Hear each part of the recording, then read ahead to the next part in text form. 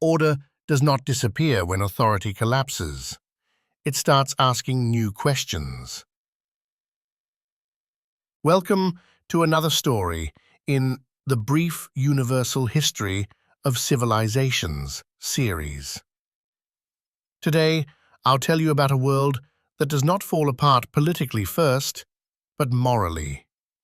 This is China between about 770 and 221 BCE, an age when the old ritual universe breaks and nothing obvious rises to replace it. For centuries, the Zhou world believed that order flowed naturally from correct ritual. Kings ruled because heaven had aligned itself with them. Nobles obeyed because hierarchy made sense. Society moved as long as everyone knew their place and performed it properly. Then the center breaks. The capital burns. The king survives, but his authority does not. Ritual continues, yet it no longer explains reality. What follows is not immediate chaos, but something more unsettling, a vacuum of meaning. Rules exist, but no longer convince. War loses its ceremonial limits. Loyalty becomes conditional. The world still speaks the old language of order, but no longer believes in it. This episode is not about empire yet. It is about the moment before empire becomes possible, when people stop asking who should rule and start asking what order itself is.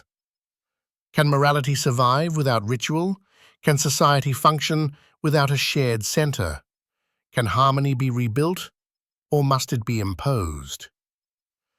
Out of this long fracture, China does something extraordinary. It turns crisis into thought. Philosophy is not born in peace here, but in exhaustion and doubt.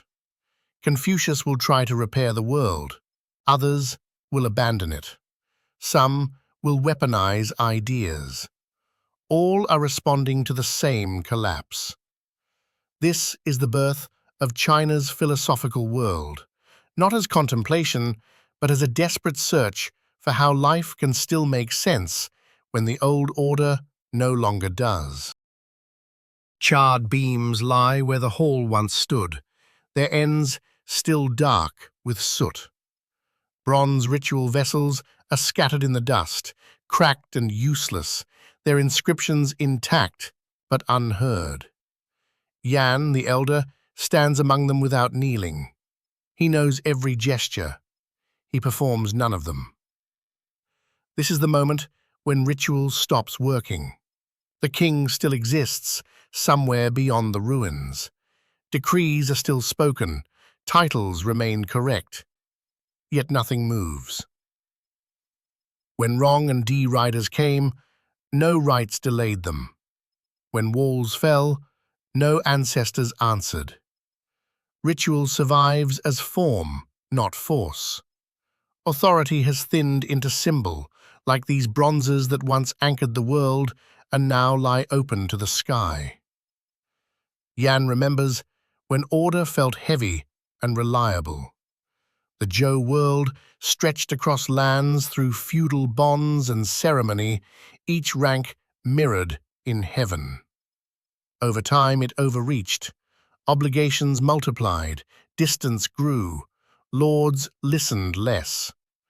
Ritual was asked to do the work of power.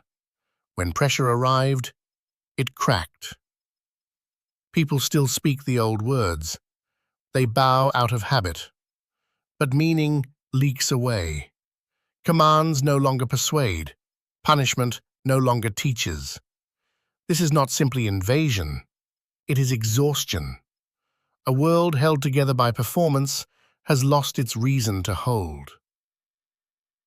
From a wider view, in about 771 to 770 BCE, the fall of the Western Zhou marks the exhaustion of the old ritual order. Invasions and feudal overextension expose a system where Li remains visible but no longer effective. Authority persists. Belief does not. Yan steps around a fallen vessel and turns back toward his village. The rites will continue. They must. But everyone knows now that something essential is missing. The world still performs order. It no longer believes in it. News arrives without ceremony. A messenger passes through at dusk, mud on his robes, speaking too quickly. Another war, another lord.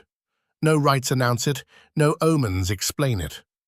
The family listens in silence, already weighing what must be hidden and what can be carried. This is what it feels like to live in a world without meaning. Once, conflict followed form. Declarations were made, ancestors were consulted, violence claimed to restore balance. Now fighting begins simply because it can. Armies move to test strength, not to defend order.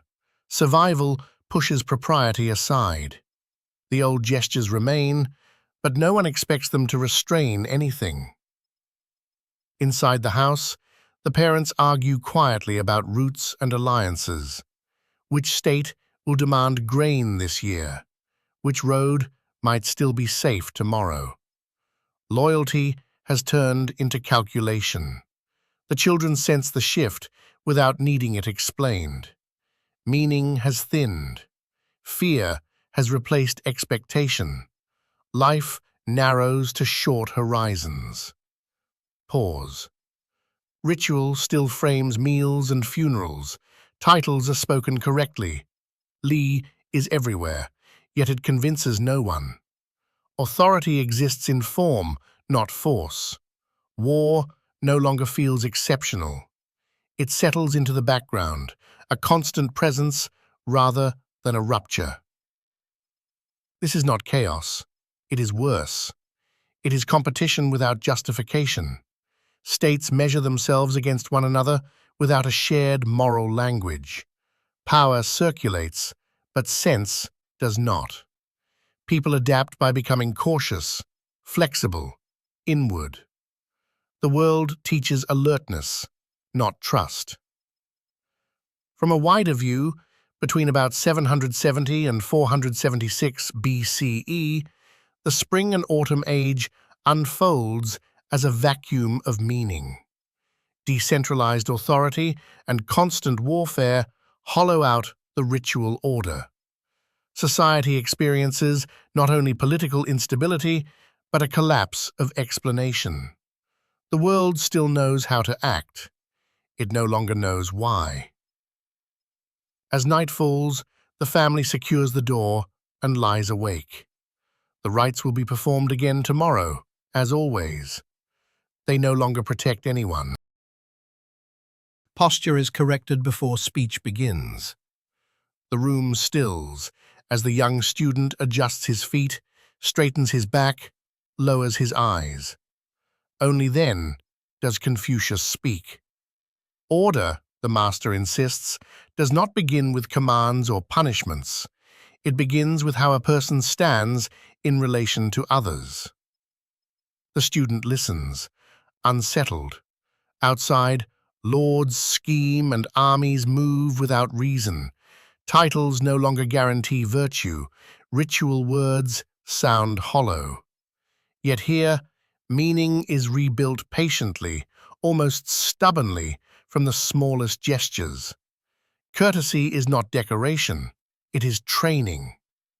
Li is not theater, it is discipline, repeated until it becomes character. Confucius speaks of Ren, humanity practiced in daily conduct, of Yi, doing what is right even when it brings no advantage. These are not ideas to debate, they are habits to form through repetition, correction, and example. If rulers fail, it is because they were never properly formed as people. Politics cannot repair what ethics never built. The student begins to grasp how radical this is. This teaching does not escape the broken world, and it does not try to overthrow it. It rebuilds it from the inside outward. Families first. then communities, only then the state. Moral gravity replaces coercion as the force that holds society together. Aristocratic authority has collapsed. Shared norms have dissolved. Confucius offers no new gods and no new laws. He offers a method of becoming human again. Order will return not through stronger rulers, but through better persons. As the lesson ends, the student bows. Nothing outside has changed. Armies will still march, lords will still scheme. Yet something essential has been restored. In a world without meaning, Confucius teaches how to carry order within oneself, and from there, how it might quietly spread. Mist curls between pines as the recluse climbs higher into the mountains, staff light in his hand. Below, the world argues, taxes, recruits. Up here, nothing demands explanation. Streams flow without command. Trees grow without purpose. He refuses office, not out of anger, but recognition. A world that has lost its way cannot be repaired by pushing harder. It must be left alone to settle. Far away, stone grinds against stone as ramps are adjusted at a city wall. Mozi checks angles, counts labor, measures cost against time. Arrows will fall soon. Lives depend on precision. He does not argue about meaning. He calculates protection. Ritual wastes effort. Music feeds no one. What matters is usefulness, applied evenly without regard to rank. Both answers rise from the same exhaustion. Endless war, states draining people to fund elite display and constant campaigns. The Daoist sees corruption as total. Any attempt to rule only deepens it. The only ethical act is withdrawal, alignment with a larger order that ignores human ambition entirely. The Mohist sees failure differently. The problem is not society itself, but inequality and waste. If rulers acted impartially, if resources were used to preserve life rather than status, order could return. Morality becomes technical. Ethics is judged by consequence, not tradition. Neither path compromises. One abandons the world to preserve integrity. The other enters it fully, tools in hand, to reduce suffering directly. Escape versus repair. Silence versus calculation. From a wider view, between the 6th and 4th centuries BCE, China's crisis of meaning produces sharply opposed ethical responses. Taoism retreats from a corrupted order, seeking harmony beyond politics. Mohism confronts disorder head-on, moralizing efficiency and universal concern. The same collapse generates opposite answers, each rejecting ritual that no longer convinces. The recluse disappears into cloud. The engineer tightens the final brace. The world remains broken, but no longer without response. The weight of the spear pulls at his shoulder as the column moves forward, boots sinking into churned earth. Wei does not know the names of the men beside him. There are too many. Thousands march in the same rhythm, iron tips catching dull light. No banners of lineage lead them. No ritual words bless the ground. Numbers decide now. Wei was a farmer last season. He remembers fields measured carefully, taxes counted grain by grain. That same precision follows him here. Iron tools increased harvests. Harvests fed people. People filled armies. The state learned to count bodies the way it counted fields. Lineage stopped mattering. Supply did not. The old stories still circulate, but they sound thin against the noise of mass. Aristocrats once fought as symbols. Now they command from maps. Moral authority speaks slowly. Logistics speaks at once. Iron does not care who holds it. Training replaces status. Discipline replaces honor. Wei senses the shift without having words for it. The world no longer asks who deserves power. It asks who can organize it. States compete by extracting more, moving faster, striking harder. Philosophy debates in schools. War decides in fields. The distance between them grows every year. Taxes rise, records thicken, armies swell beyond what custom can restrain. Ethical systems strain under scale. Confucian virtue cannot halt conscription. Mohist care cannot outpace mobilization. Daoist withdrawal cannot slow the march. Thought survives, but it no longer sets the tempo. From a wider view, between the 5th and 3rd centuries BCE, iron metallurgy, agricultural intensification, and population growth overwhelm the old order. The aristocratic world collapses under structural pressure. Moral authority persists in theory, but power relocates into systems that count, move, and coerce at scale. Wei tightens his grip as the line halts. Ahead stands another state, another army just as vast. Philosophy does not lose because it is wrong. It loses because iron arrives first. The list is short and exact. The official's voice neither rises nor softens as he reads it aloud. Theft, desertion, delay. Each carries a number. Each number carries a consequence. Names do not matter. Lineage does not matter. The law does not recognize faces. People listen without protest. They have learned that argument wastes breath. Chin does not persuade.